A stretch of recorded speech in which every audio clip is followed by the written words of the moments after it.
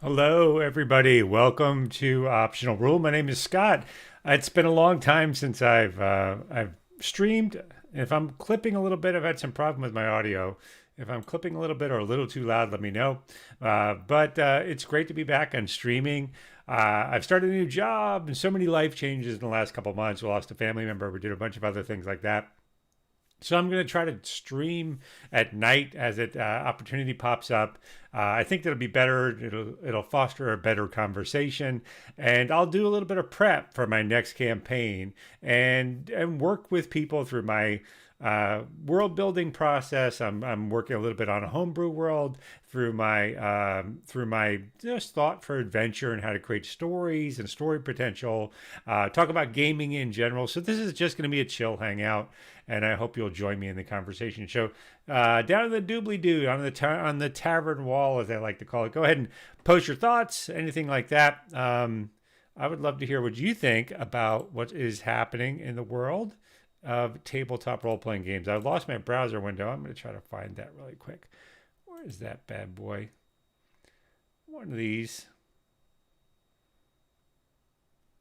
I think it's that one. Yeah, there we go. All right. That's my notes. I'm going to be using a little bit of OneNote, a little bit of dice rolling, a little bit of fantasy map generator, a little oh, sorry, Gender Meowster. It's great to see you, friendo. It's great to see you. Sorry, my Nightbot is a little over anxious, overzealous. It's great to see you. I'm going to talk a little bit about Worlds Without Number. I'm going to talk a little bit. Oh, this might be. Yeah, if you got a lurk, that's great. No problem if you want to lurk. Although someday I'd love to talk to you about this. Part of this homebrew world is that I'm trying to set as a root to the story is a lack of a central predefined identity. There's no lack of identity. People have their identity in the world, but the idea that identity is fluid is actually a core part of the setting. And you and I talked personally about why that's passionate to me. Uh, and I love it as a story. So actually, I'll be talking about tonight that everybody is of not just of two souls like the Native Americans say, but they actually everybody has three and what that means. I'm going to do a little bit of world building around that. I'm going to do a little world building around. Talk through my technique, actually. Everything that I do here, I'm going to talk a little bit about. Sorry, but bang my mic. I'm completely amateurish. Sorry about that. I'm going to talk a little bit about start with the planes and so that world building. I'm going to talk about what this sets up. Something that I like to do, and I suggest this as a technique for you. If you do some world building stuff, I always have this side panel that I do. What's the story potential? Like, so what? Why is it end up? Does it actually have something that works out in the world that creates more adventures or more handles for the players or more hooks to adventure or other D&D games? That's a big part of my own world building. So I suggest you do that. So as a self check, I always write out like what's the story potential of these homebrew elements that I'm going to create. So, and these self checks are a great way to do it. And these streams are really fun for me because they're basically my rubber ducky thing, right? I can talk through D&D and world building and things like that. So if you have a question, any question you want to ask, or even if you want to answer one, I'll read your answers out on air. Very cool. Thank you, Ginger Meowster. Go ahead and do that, and I'll be happy to sort of read that out to the chat as well. I think I have my windows popped out. Yeah, the whether you're on YouTube or on Twitch, go ahead and I've got both windows open, so I'll take a look for that as we sort of work these along. Let's see. So I'm gonna highlight a few tools. So that technique I said, what's the story potential here? I'll go through this soul thing. There's three different every person has three souls in this homebrew setting. I'm going to talk a little bit about that and world building. I really just started with the idea. I'd love to hear your idea as well. That's sort of a throwback to other cultures that had this idea of multiple parts of the soul. Egyptians, for instance, I think had like 5 parts of the soul. Indian mythology is a different. India is a whole subcontinent, right? So it's a pretty diverse place. But some parts of those cultures had multiple ideas of a soul. So I'm want to roll with that in the world and see what that does.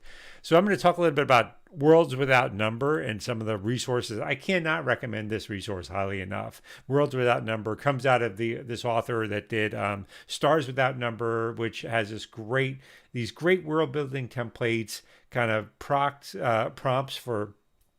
for cultural elements, this idea of tags, which I'll get into, which I think has a high potential for your D&D world. It's a way to bring the players and the campaign out of the encounter. I think one of the biggest downsides of D&D 5th edition is that it's hyper focused on the encounter, and to the point that all abilities, all skills, all magic, all items, everything in 5th edition D&D is focused on the encounter, which is okay, because I think the intention is to leave space for DMs and parties to color the world, right? To flesh out the world. But people mistake that often to think, well, the boundaries of D&D are the encounter. There's nothing that exists out of it. It's just that there's a lot of work outside of it. And this is part of that work. I'm going to do a little bit of what this potential is. I'm also going to highlight this great tool, which I love, called, what is it? Asgar's Fantasy Map Generator. You might have seen it before. People think this is this lacks. They don't understand the depth that this goes to.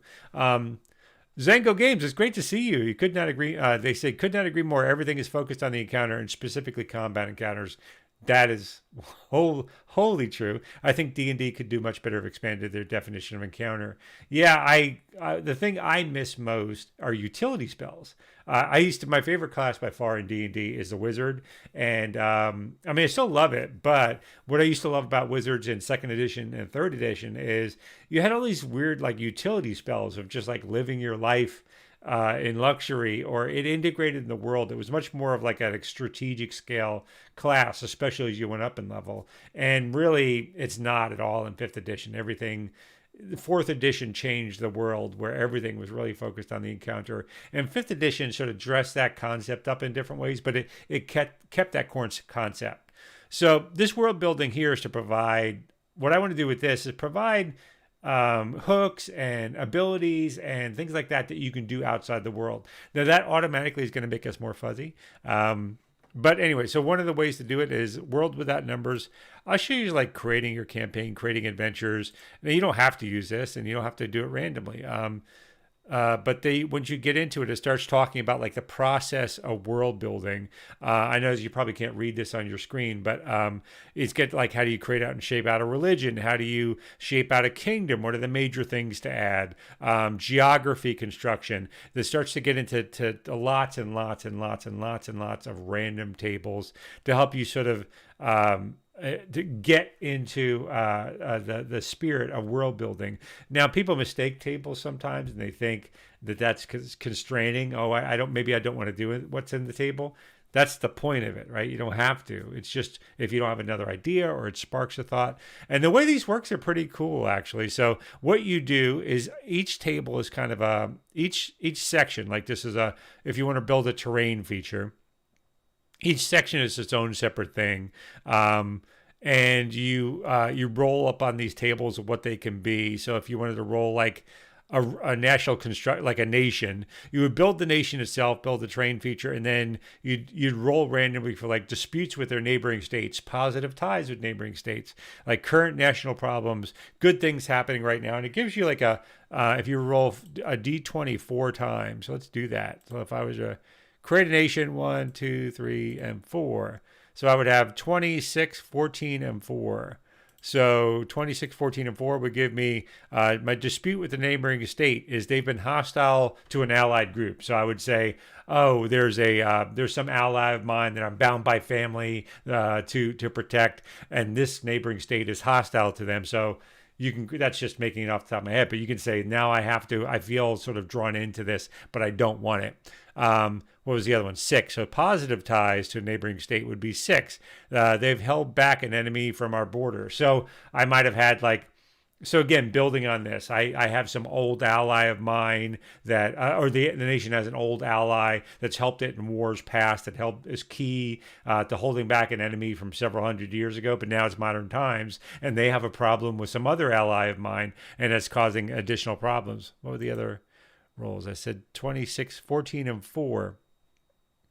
So then building like current national problems. Let's do 14. 14 is an important mine has run out or been harmed. So maybe add some national resource of like soul iron that was made for like building weapons, radiant weapons or something like that. And now that's my the mines are going dry. And then what was the last one? I can't remember anything. And then 4 was the last one. And then good things happening right now. A major rival has recently suffered a calamity.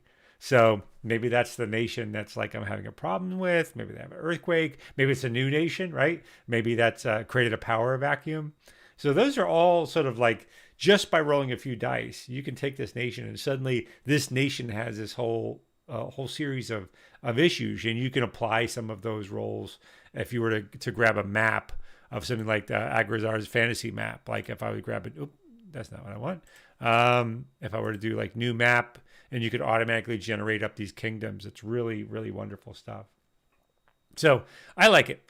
And World Without End just have a crazy amount of these tables, society construction, so you can get like personality quirks for the society, values of the society and things like that. I'm not going to do too much of these today. I might go back in future streams and do something with that. But and if you're watching, I'd love to hear sort of if you do homebrew generation, how do you done it? I've been gaming for like 40 years, way longer than I like to admit, and I've probably created, I don't know, 7, 8 like serious homebrew worlds, and at different times. It's mostly just like what grabbed me. Did I want like empire driven? Did I want like a post-apocalyptic world? This is yet another one. I like the idea of the core idea here. I like is one where reality is not impermanent. It just reacts to the people inside of it. So people create their own reality, right? You can draw conclusions you want about my view of the current world based on that. But that's not an esoteric thing. That it actually in a fantasy world has outcomes. That if people are violent and if I'm clipping, by the way, please let me know. I see my meter spiking all over the place and then goes down. But if I'm a little low, let me know. Or if my thing is too soft or too loud, please let me know. So the word I wanted out of this world is that the world sort of the planes that surround it respond to the people living in the prime material. The prime material world is sort of this central part of the great cosmology, and it causes ripples throughout all of the other planes. So the thing that separates, we'll get this in a second, but the thing that gets in like the spirit, I'm going to start with that. The spirit of something that distinguishes someone in the prime material plane from anybody else in all of the world. Thank you very much. Is it Zango Games? Am I pronouncing that right? It says audio is good, so I appreciate that.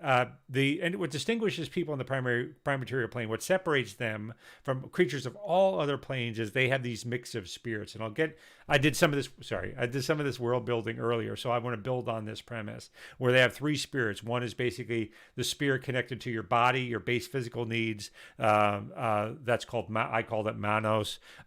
Philos is basically your spiritual energy, so you're connected to the power you project into the next world, and then Abaros, which is basically your higher spirit, your thought, your intellect, and that's the most eternal part of your spirit. But every being is a combination of these 3 pieces. But beings in the other planes, the thing that distinguish them is they only have one spirit. They're essential, right? That an angel is not just good, but the embodiment of good, right? Whatever that means in that plane, right? The service towards something, usually in the plane. Same thing with devils and demons. That demons are not just evil; they're chaotic evil specifically, right? So they want entropy, the destruction of any type of order, and they want the dissolution of life. Like they aren't just evil; they are evil incarnate. And then same thing with like Fae. Fae represent emotion, so that brownies might be brownies or pixies. They might represent the spirit of frivolity and celebration, but it's imbalance, right? Because that's all they are. They're not anything else. They literally are only that. So Glorious Zote, welcome Glorious Zote. Great to see you. I'm not sure we've seen you before, but Asmodeus is a low-key chaotic evil, only lawful because he has to. Well, I don't know about that. Asmodeus is well, I mean, if you play them like that, that's great. There's no wrong way to play D&D. So I think Asmodeus is a devil, if I remember that right. And devils tend to be this plotted control, like they're obsessed with control, right? They want to establish control to rule and put everything under them. I read the wiki the other day. That's great, Glorious Zote. I said earlier, Zargo Games was saying, normally world build based on the tone I'm trying to evoke. That's great. That's what I do too. What I think will resonate with the table. I've only made a few worlds, so I don't claim to be an expert on it. I don't know anybody's an expert on it. I can tell you what I do. I'm going to talk a little bit about my technique here. But yeah, that's great. Glorious Zote. He's lawful, but only because he really has to. He'd have no problem breaking the rules if he could. Well, yeah, I agree. I did a podcast this weekend that'll be out in a few weeks on thinking critically with Danilo. Great podcast, by the way, thinking critically about D&D, and we talked about alignment. And yeah, I agree. I think he's lawful, but to him, like he wants order, but he wants his order. That's what makes him evil, right? Wanting order so that everyone can get along. It's kind of lawful good, right? But wanting order that you impose on anybody, that's pretty damn evil. And doing whatever he can do to do it, being a trickster to that end is sort of what Asmodeus does. And he plots things out. All right, so let's do a little world building. I'm not going to go through all this, but I highly recommend this World Without Number supplement. It's really wonderful. Forms of rulership. I mean, it just goes on for dozens, if not hundreds, of pages. You can build temples. You can malevolent cults. It's really amazing stuff. And then they have a whole other section on what's called faction play, which you can kind of set up your world as almost a strategic war game of its own.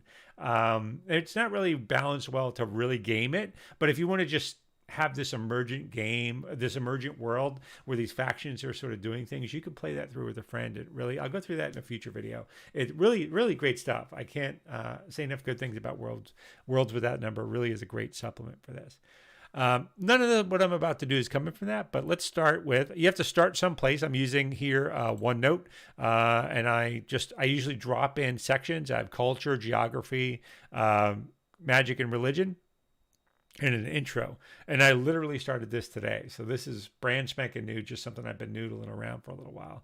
And so I started with spirits in the plains, and that's where I'm starting. So one of the core ideas that I love this, I have to codify this, but what I love is that the idea that the world is not permanent, that it shifts and changes based on how people behave in it. Are they good? Are they honoring the right traditions? Is there a lot of warfare? It tends to bring out, like literally spawn, the veil between worlds sort of collapses, and creatures of violence come through that. Or if there's sadness, creatures of depression and sadness come through into the real world. And that's how you get, the traditional folklore behind hobgoblins or gremlins or any of those things, that there's lots of these traditions in East Asia has tons of these traditions, and Taoists and other types of religions where the spirits were attracted by the mood of an area, and I love that, returning to that area. So that's what I wanted this home brew world to be, that things weren't permanent, that you might find yourself lost on the path and end up in Barovia or one of the other dark plains, or the Feywild, or something like that opened up because things have gotten out of balance in the world there. And a couple of things that, like dragons, the role they play in the world is that a dragon living in an area basically solidifies it. That the longer a dragon operates an area and the more its domain power expands throughout the area, it becomes much more like an anchor, so that the area around it becomes less volatile, less prone to drifting into other planes or other planes drifting towards it. So dragons are actually serve a role in the world, that they are unicorns would do the same thing. They're fundamentally they're fundamental beings of this plane, whereas most intelligent creatures are creatures of the entire multiverse. That's what the point of these multiple souls are. Like a dragon has a single soul, but it's basically an essential element of the prime material plane, that it just being there anchors the planes itself. I'm going to get to the story potential in that. I may not do that world building, but the story potential in that is it creates, I'll give you for instance, I'll get to the soul thing in a second and the story potential there. But what that does is it creates this balance of dragons, since they have a beneficial role in reality, even evil dragons, because it's not just good dragons. Just going out and killing them isn't always on everybody's radar. There's always a balance to be achieved, because the other end of this, that the dragon begins to exercise control. Even good dragons begin to exercise control of the region. So how much do you want that to go? Do they cut deals with the dragon to keep them in their lair? That's often how dragons gather their horde. I asked a question on Twitter, must be a month ago now, maybe a couple weeks, but how do dragons get their hordes, right? The only thing we ever really know is like Smog from Lord of the Rings, from the Hobbit, where the Smog basically kicked in the door to Moria, or not Moria, but the Lonely Mountain, kicked in the front door and said, "All your stuff belongs to me," and that's how it got it. But dragons are traditionally have hordes, but nobody really. What do they find it? Are they killing? Are they just killing rulers? Something like that. Zengo Games says, very interesting. The current world I'm running has very similar flexibility to planes, easy to stumble in the Fey world or elemental plane, but for different reasons. Yeah, the kobolds. Gloria, so it says kobolds. It's exactly right. Kobolds in folklore came out of the underworld. The underworld is this concept of the world below ours that pervades lots of shamanistic religions. So you see it throughout Europe, you see it in Native American religions, you see it all the way across Asia. So this idea of a world just below ours, that things can break into this world when children are bad, or when husbands leave their wives, or or something like that. That these were ways to, in cultural folklore, to reinforce cultural values. But this is a fantasy world, so we can have a very concrete outcome for this. So I wanted to start with spirits, because I had this idea. I have multiple ideas, you can see. So I wanted to start with spirits. So I'm going to start with the planes and like what are the basic premises of this world. I'm not even getting into nations yet. And hopefully this text will make sense. But I said each individual on the prime material plane has a soul made of 3 parts. Each part interacts in life to form the full and unique person. So some elements of the soul stay behind in this world when they die. Other parts transition to the afterlife to reside or be remixed into a new being and given rebirth. The 3 parts of the souls are manos, composed of the base physical need of the individual and tied to the body.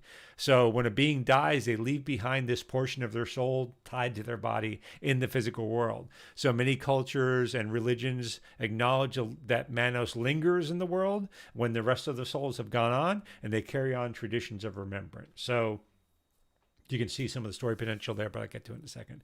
The other one is Philos.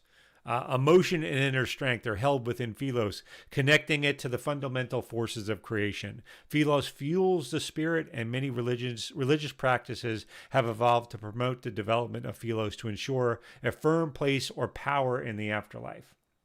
And Abaros. Abaros is thought of the higher self. This is the true mind or essence of a being. Abaros contains the very essence of a person. Many spiritual paths exist that seek peace through contact with your true inner self. And so I'll get to resurrection in a second, but that's the oh my gosh, I just hit my mic. That's the premise I'm trying to set down for the world and with spirits in the world. So what's the story potential here? Again, this is a technique I just used for myself. I like to just put some bullets. So for me, it's Undead on Manos, rising and connected to behavior. So Manos itself, like when someone dies, Like another thing we don't address in our D&D worlds. That's one of the, I think, the downsides of 5th edition, where everything has just become either a stat block or a mechanic, is that just like with dragons, no one's really thinking through why does this exist, right? So undead are all over the world. You see them all the time in the D&D universe, but no one really gets into, well, what does that mean, both culturally and what does it mean in the cosmology? And so what I'm saying down is, since a spirit is always attached to the body, so everything, and I'll have this in other sections later, but I like that Eastern tradition of everything has a spirit, like an oeuvre, a sense of itself in the world, whether that be a rock, a mountain, a door, right? Its spirit is crafted. So these may be phase spirits, but everything has an essence and tied to its material self or place. That's the same with not human, that could be demi-human, but with bodies. So this soul is left behind. It doesn't have memory. It doesn't feel lost, but it represents all of the base needs and cravings. So when it rises as undead, that's why they're hungry. They're disquieted for some reason. If they're forgotten. So if you have temples, I will sit down. So undead rising. So it's tradition in the world for communities to celebrate the dead and vanished, and that people speak your name still, and that remembering these dead put the spirits at rest. But when they start to get forgotten, which happens eventually after all generations, then they begin to get restless and they begin to come back. Maybe they seek vengeance on the people who have forgotten them. Maybe they seek vengeance on the people who wronged them in life. Maybe they rest peacefully until some adventurers disturb their tomb. Now you begin to have some research potential for the party of going into a temple of, like, well, who was this? Were they powerful? Are they likely to have magic attached to them if their spirit were to rise? That kind of stuff. It also puts implications in for necromancers. And I get this. I'm not sure what to do about this as a game master. You know, necromancy is a valid character class. It's a valid ability for player characters to use. And in 5th edition, anyway, it carries no implied ethics along with it. But when you put, well, these were people, and this is actually what you're doing is you're tapping the manos left in the bodies and forcing them to reanimate the dead. Is that good or is that bad? I doubt it's very good. Is it bad? Maybe it's good. Maybe a character can come up with justify it. Maybe this is part of their cultural tradition of they call on the spirits of their ancestors or of those past to come fight on their behalf, or they put into servitude people who have wronged them to fight for them in the world, or right a wrong in the world, right? Maybe that's part of their path of belief. That's a tool in the world to use. It creates stories in the world of why you might have the temple of the necromancer who has taken a necromancer who's taken revenge on a town by raising some of the townsfolk to right a wrong of maybe they're an invading people, and he's casting them out, or he or she is casting them out, or they. Those are all valid ways to build story around an adventure. And that's what this does. So the story potential is undead rising. Let me resize this a little bit so it's not going over so hard. Can I do that? Yeah, I think I can. Undead rising. Undead rising. Connected to behavior, I put, yeah. So undead, people who pass, who are like vampires, would be people who pass, or banshees, or people who pass completely dissatisfied, and they're just immature. They can't stand passing into the next world, so their spirit lingers in this world. Their manos lingers into this world as a banshee or a vampire or a ghoul or whatever. This gives some driver to why undead exist. Driver for PC necromancers. What else does it do? It drives cultural traditions.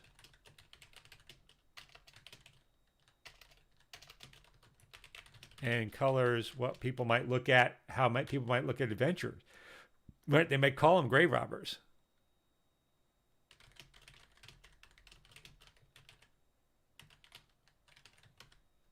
And it also gives some flavor to things like speak with dead. What are you speaking to them? Like you're only speaking to part of their spirit. That's they don't have a passion with them because their philos is not attached to it. Still, it's only the manos. Things like that. Now, this is not coincidental. This aligns with D&D, which is a nice thing because basically we have the physical world, we have magic, and whether it's arcane or religious magic, and then we have basically psionics, right? So that's what this is broken down to. Threes are a great way to do things in D&D. So that's what I'm sort of doing here. Yeah, and you can have dragons associated with each one of these types. And that colors resurrection and reincarnation. So, like, there's a story driven here. So, what's the point of this when it comes to resurrection? That adds flavor to resurrection in that have to add tags. I'll explain what tags are in a second to enable resurrection, not a simple spell.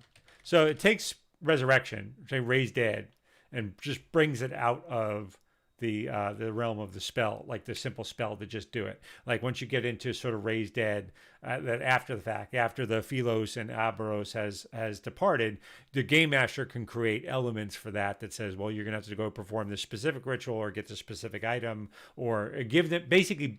It's something to build an adventure around. And it's a reason why not just everybody in the world comes back. Something like, what's that third level spell that revive, I think it is, or revivify, the one that lets you, if it's only been a few minutes, you could say in world, that means your Philos and Aberos has not left the body yet, that they're still there, right? So you're preventing them from leaving and holding on to this world. And that while you heal the body. Revivify, yeah. Revivify, there we go. I can say that word. But when you get to raise dead, the spirits have left. And then it also colors resurrection, right? You can, reincarnation. So you can bring the Philos and Aberos back, but now it's a world building tool. Are you connecting it to a different Monos? Does that give the player some kind of fuel that if they went through reincarnation instead, are they truly a different person? Do they have a different Monos? Do they have different physical drivers in life? Do they have different wants? And do they work through that in a role playing sense? So I like it. So yeah, it differentiates resurrection and reincarnation. I like it. I'm not spelling these things right. I never do. But yeah, so that's a story potential to me.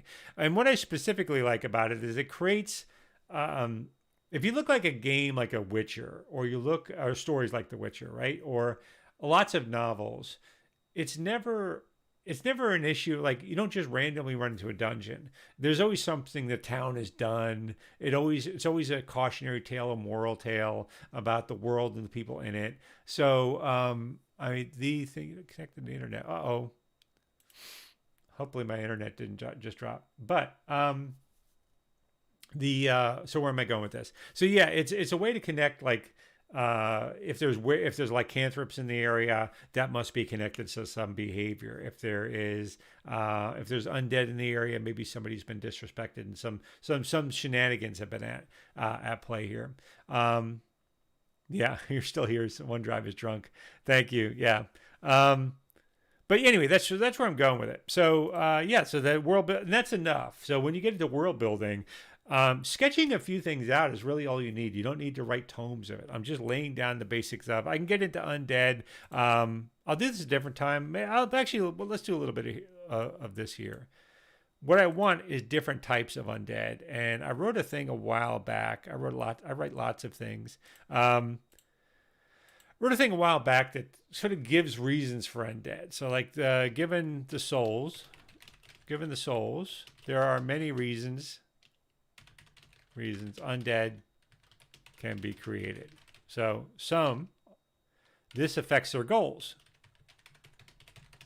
So another thing this does for me story-wise is when people embark on undead-based adventures, it's not a like a random pile of zombies. Basically, it's not a random pile of hit points. There's something going on. Like we can give them what the undead want, so that the players can either interact with them, they can do something about them to banish them, they can fight them. They might give them extra powers. So some of the types would be like restless undead. These are undead that are unforgotten. They're forgotten, shamed, or disrespected. That means they have, so that's the cause of them, right? And they have given powers of debuffing. Basically, I'll give these, whenever you get a tag. So let me go through tags in a second. I'm going to go back to World Without Numbers. So World Without Numbers, and I may not be able to find a page. They have this concept that I really love called tags, or here, court tags.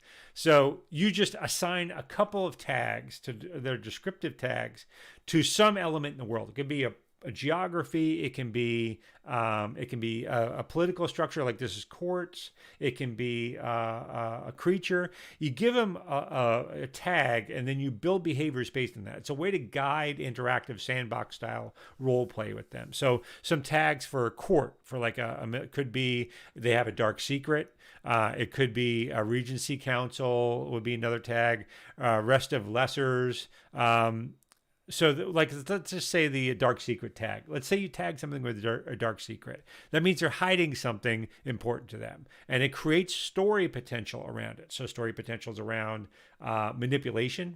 Maybe they're trying to hide it. Would they be willing to kill somebody? Would they be willing to bribe somebody to hide it? What would they do if this secret were discovered and be brought out? Would people be able to gain influence over them? Could they be compromised? Would the dark secret itself giving them some power? So a tag like that should imply lots and lots and lots of stories. And that's what I'm trying to do here with this homebrew stuff. So forgotten, shamed, or disrespected. They're given power to punish. So they're punishing. Let's give some, just do some tags. Punishing. I'm making these tags up. There's no list I'm looking at. And draining. So we'll give them just the tags of punishing and draining. So restless undead that have been disrespected, that have shamed or come back for some sort of vengeance or something like that. They have the power to punish. So let's say I can add an extra D4 of necromantic damage or fire damage, or they can be draining, so they can do stat damage when they hit people now, and to sort of drag them to the grave with them as a revenge. Like that would be a tag. So I build abilities and maybe add extra abilities when I build a monster. Another thing could be the hungry undead.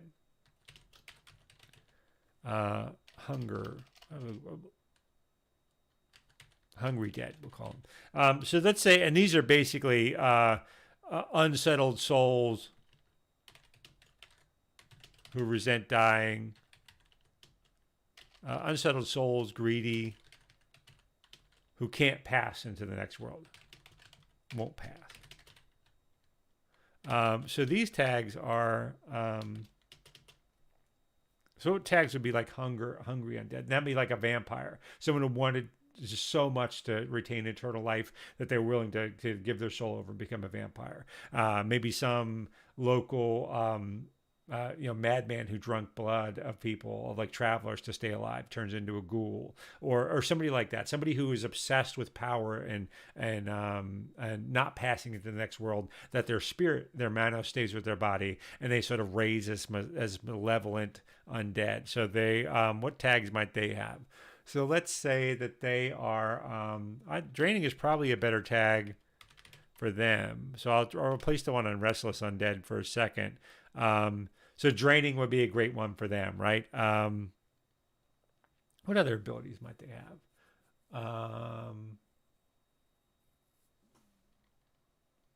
A fear-driven, right? They can cause fear because people see their demise in them. So Restless undead are punishing, and instead of draining, we'll call them, I don't know. Let's say restless undead are punishing and overwhelming.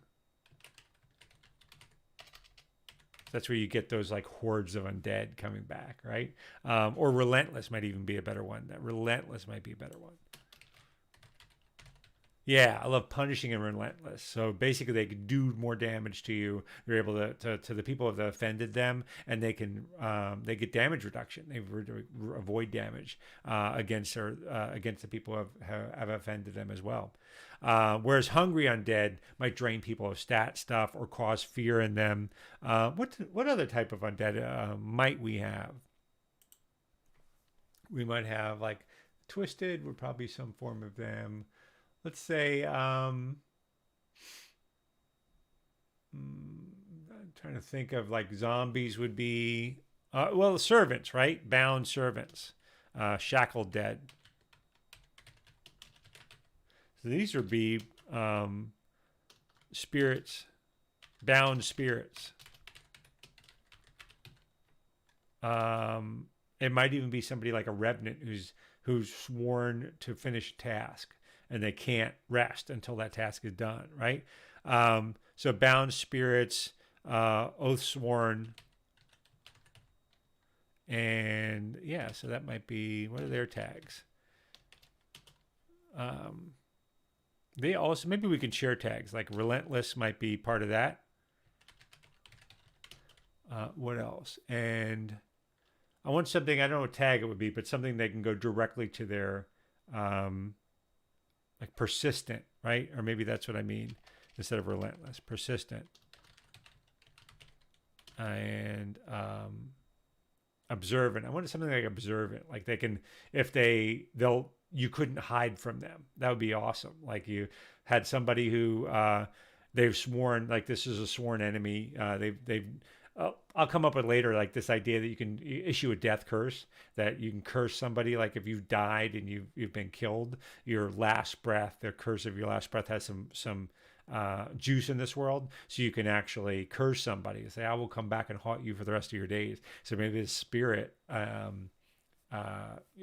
follows them, right? And so they have somebody hiding and they could just look directly to them and find out where they are in the world. Persistent and obsessive. Yeah, obsessive is probably better than persistent.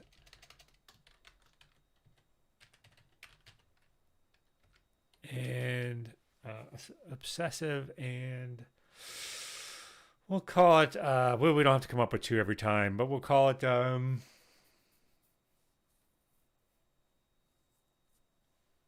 know, we'll call it fixated for now.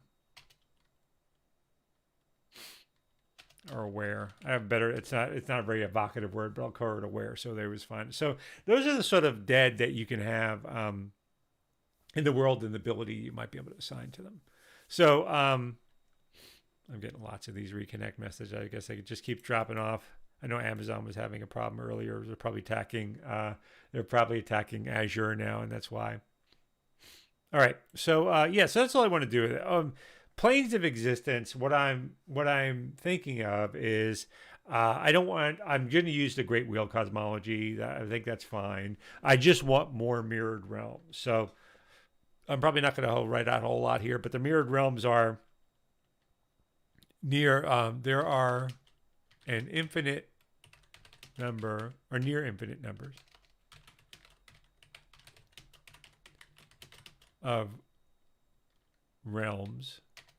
What we call them, not dimensions. It's kind of like that. If you've ever read the Chronicles of Amber, which I love that series, this idea that Amber is like the true reality, and every there's lots of other realities, and they are just reflections of Amber itself. That there's small realities very near Amber that are just slight differences. Like the leaves are a slightly different color. People have a slightly different name, and as you move further and further out from Amber, you get more and more differences in these planes. And the princes of Amber can walk these shadows. They're called shadows. They can walk to these other dimensions and begin to imagine, fixate in their mind a difference that they want, because infinite realities exist, and then walk to that reality where that thing is true.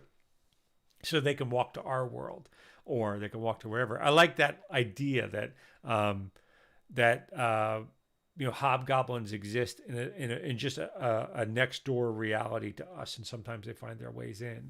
That kobolds the same thing. Like maybe they live in like the Underdark itself is not actually in the world. It's an entrance into literal plane of an underworld, but it's one right next to ours. So if you were looking at these overlapping planes, right, like Google Map layers, rather than a whole other plane of existence. So it's this sort of almost shared reality that are segmented off because of dragons. So there's an infinite number of near planes where slight variances.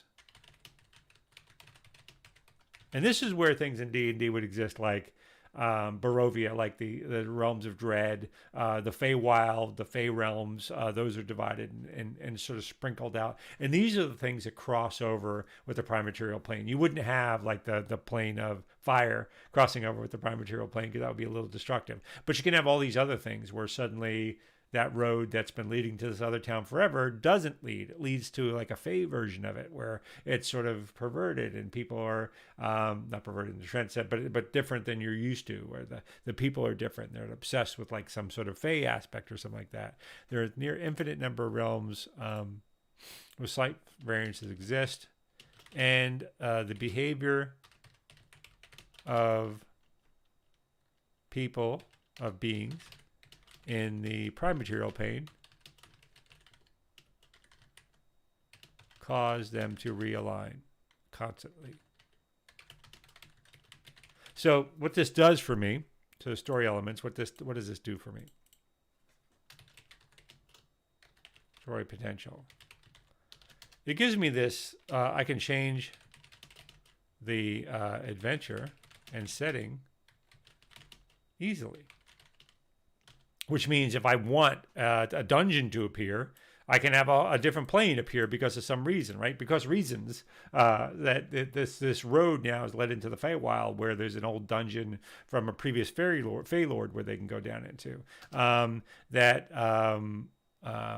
it gives impact and meaning to the world, impact and meaning to behavior in the world, which is also what the undead and the spirits do, right? It gives an outcome. If a player goes into a town and gets the entire town killed, which happened to me in several games, notorious. But even recently, I ran a Dragon of Icespire Peak game, and the players there kept guilting the residents of Phandalin into fighting on their behalf against bandits and against dragons and against other creatures. And they just died because they're commoners. So they died in mass. And after the entire town has like 70-something people in it, and after like 20-something people from Phandalin died, that was pretty much every able-bodied person who could hold a weapon or do something meaningful. They had, in essence, destroyed the town because it was nothing but either people who were too young or too old or too infirmed or something like that to maintain the town.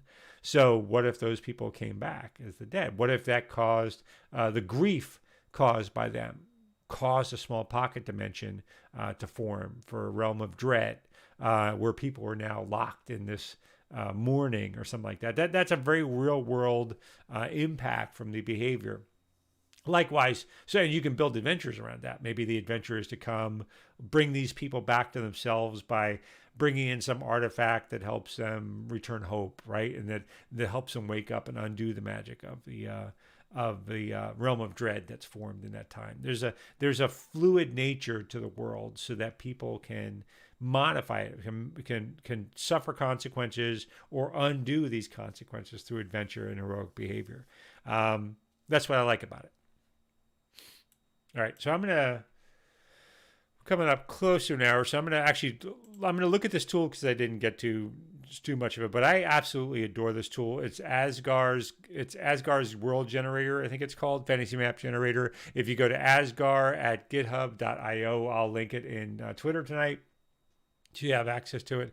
This is just an app. It looks basic, but it's absolutely amazing world generator where it generates these towns You can see if you click on a town, you probably can't see it, but it creates an automatic map of that town for you to go to. It gives it a name, a population, a little crest. It just ties together a tremendous amount. And these are just the layers that we have so far. If I were to add like cultures, which cultures are in here, what else? Height map. I could do like height map of the world. You can have a 3D scene of the world itself with its height map. There's just this great tool if you're going to do world building. I'll probably use this at some time, actually, just drop players into a world. But I'm going to want to do options to mess around with something. Like I really want, if you look down, you probably can't read it at all, I'm sure, but down here, this whole bar in the lower right corner, that's 500 miles. So this is easily 1,000 miles across. If you were to look in 1,000 miles is a long way, right? This is a big continent. So these are big empire like nations. So that brings up the other problem. This is a whole other stream I'll do.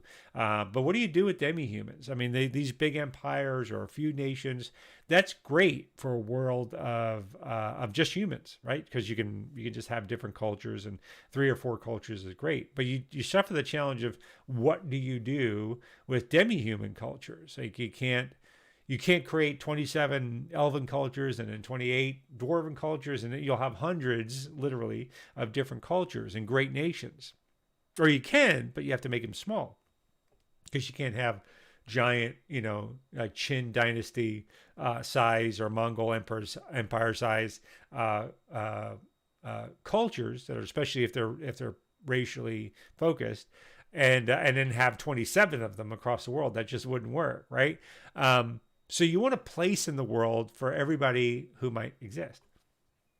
There's a couple of easy ways to do that. But so anyway, you can crank up the number of states. Like this is down to 14 states, but you can crank this up to like 92, which I love. Province ratio. You can also have lots of different provinces. Size variety. Let's crank the size variety up. I don't know what growth rate is. Town numbers is auto. Religion numbers. Let's put up put that up. State labels auto. And let's go to a new map based on these. You want to generate a new map, all unsaved changes? Yes, let's generate. So this should generate something a lot more. So you can see there's a lot more of these smaller states, and there's a couple of big states, a lot smaller one. That's because of the variance. So I'm going to cut down the size variance a little bit. I'm going to have it. I'm going to do new map again. And I'm not going to use any of these. These are not going to become the permanent parts. But yeah, this is great. I love this. Check this out. You can zoom into the world, see all these little towns. Each town gets these names, and these are small, much more reasonably sized. This is 100 miles. This entire country is a few hundred miles across, and there's lots of them. So if I wanted to have a couple of different elven nations, if I wanted to have a couple of different dwarven nations and gnomish nations, and really begin to carve up the principalities and things like that of this world, this creates a great, easy way to do that. And they're not terribly big. You can actually get across them. Although we don't realize it in the modern world, but walking 100 miles is bananas. That's a long time. Yeah, people like in Legend can do it in a day, but even in the army, you walk about 20 miles a day and you're done. So yeah, this is a great way, a great tool to use this. And the depth to this is just, it takes a while to realize just how deep this gets. Like you can get into like population of it, where the big population centers, or to click on one of these, for instance. Oops. That's the center of population. Let me go down and see if I can click on one of these. Edit coastline. So these are the big population centers. You can set emblems and get like the emblems of the different regions. That's cool. These are all randomly generated. If you want to get like military, you can get like there's an army here of this nation in this province. There is 2,000 infantry, 1,300 archers. It's just super cool, right? This 3rd Regiment of the King is up here. It's just super cool. Lots and lots and lots of things. And this is really just, I mean, it's a great time to be a gamer, especially if you like world building. If you wanted to get into biomes, You can mouse over. It used to be a bit of mouse over. There's one of these views where you can mouse over and get a little view of the biomes that are out here. These are mountains. These are sort of grasslands. What else can we do? Precipitation, if you want an idea of like what kind of precipitation they typically get, what type of temperature they typically get. You get these world zones of temperature. I don't know what this zones does. I have no idea. There's stuff in here I don't even know what it does. You can get like a province map. There's provinces within kingdoms. You can get religions, world religions. What are they broken out to? So there's just a tremendous amount, and you can save this. So you can do, if you're looking for a world building tool, I can't recommend this enough. And again, nothing has to be permanent. It just sparks your imagination. This can be imported. It can be saved and downloaded as a map file. You can reload it in the browser. You can, that's if you save it. You can export it as a SVG, so you can bring it into a different application if you wanted to do sort of a vector graphic. If you wanted to, you can export it as GeoJSON on top of it. So if you know what that is, it's a data format to keep all these points of interest and markers. It's just crazy, or even map tiles. It's just so much that can be done with this tool. So if you can see, like, you combine World Without Number with this tool and just some of the techniques I've been talking about here, you can gen up a homebrew world that has a huge amount of depth in just a short while. And I just haven't even got into the rolling yet. So yeah, that's it. I did a little bit of home brewing on spirituality. It suggested how undead and resurrection will work in the world.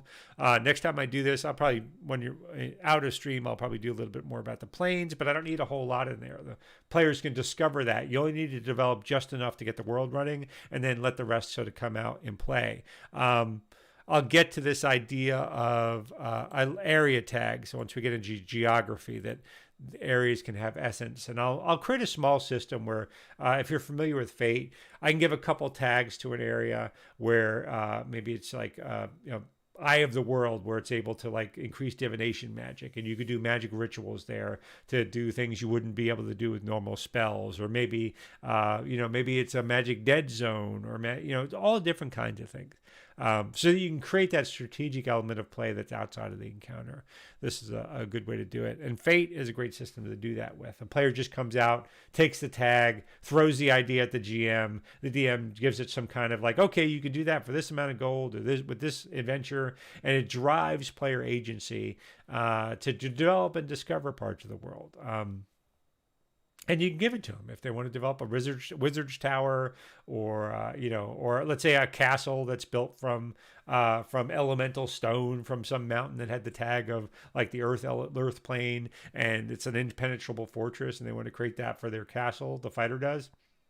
God bless them, right? Then there's a whole set of adventures that go on to convince the dwarves, who only have the special cutting tools that can cut these, or maybe they have to persuade earth elementals to move it for them, or just any number of adventures can really be genned up very quickly in worlds like this. And it doesn't have to be just go get the gold. It doesn't have to be go save the world. It can be lots of different things, right? And create a living, breathing world for the players to operate in. That's what I like about it. All right, that's it for me tonight. I've done about an hour. I'm going to cut it off there. I hope you enjoyed tonight's stream. It's been a couple months since I was streaming. I'm getting back into streaming now. What I'm looking at is I'm going to be putting out and running some more games soon. May or may not be online, depending on what the interest of the potential players are, but I have to discover them first. So I'm going to build some of this world. I'm going to put it out, get some players to play in it. Maybe it'll be online. I'll do some more homebrew world building and additional streams. They'll be ad hoc for a while. I don't think for a while I'm going to go back to a regular stream until I have a regular campaign again. As I run one-offs and do things like that right now. But my previous stream I did the Saturday. Every Saturday at noon, because it set a discipline for a time for me to prep for my coming session that week. And since I don't have a regular campaign, it's session to session, I I'm not going to define a time right now, but I'll do these ad hoc. I'll announce them on Twitter. I'll probably do them at night during the week. So hopefully we'll get a few people in and chatting. So that is it for me. I appreciate it if you drop by. I am Optional Rule on Twitter. I blog a little bit, which I'll get back to doing soon here, I hope. I have an article I've been writing on breaking down Advantage. I've done a couple of tweets on that. That's not what people think it is, and there's some adventure design consideration to make with that. I should post that, I hope, soon. But life, it got disrupted for me, and I'm getting back into it. So I hope you stick around. Give me a follow on Twitch, on Twitter. I'm Optional Rule on Twitter. I'm Optional Rule on Twitch. I don't have enough followers on YouTube to have a name channel, but you can find me if you just look for Optional Rule on YouTube as well, and view this later. I hope you'll give it a like. I hope you'll give it a subscribe. It really does help me. I'm not selling anything. I'm a small creator. I just love to talk about games with people, so I hope you join me in the future, and I hope you participate in these discussions as well. It really helps me if you share it on social media. So if that was if you thought it was useful, tag the idea you thought was useful, reply back with your own ideas. I'd love you to tag me on Twitter. It would be great. All right, so until next time, thank you. Remember, fun is not optional. Thank you, everybody. You take care.